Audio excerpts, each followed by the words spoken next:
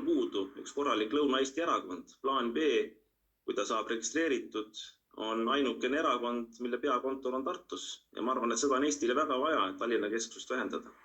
Viimastel Riigikogu valimistel sai Andro Roos üle 500 hääle ja toona oli tema üks põhilubadusi see, et ta loobub parlamendiliikme töötasust ja annab selle abivajajatele. Roos lubab, et kui nende erakond peaks Tartus sügisel võimule saama, siis linnapeana tõmbaks ta Südalinna kultuurikeskuse projektile pidurit ja leiaks selle ehituseks mõeldud rahale hoopis teise kasutuse.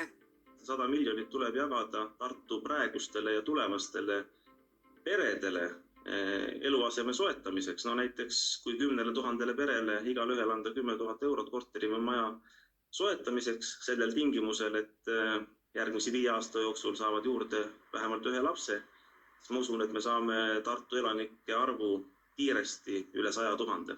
Kindlasti Andro Roosil on alati väga lennukad ideed olnud, et kindlasti ma arvan, et ta meediapildi sellega ületab, eks ole, et aga kuhu ta sellega välja jõuab, eks seda näitab siis aeg, eks ole. Ütleb poliitikaanalüütik Art Johanson ja lisab, et esmapilgul tal loodavasse erakonda väga suurt usku pole.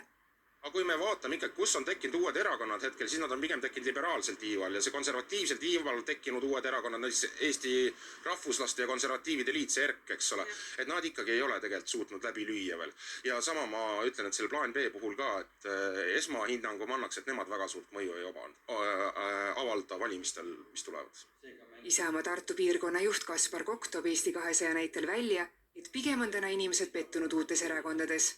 Ja vaadates ka hetkel erakondade reitingut, siis mulle tundub, et Eesti rahvas ikkagi loodab nendele välja kujunenud ja ajaloolistele jõududele või erakondadele, et ma ei näe küll, et ühiskonnas oleks suur õhin ja ootus mõne uue erakonna tekke järele.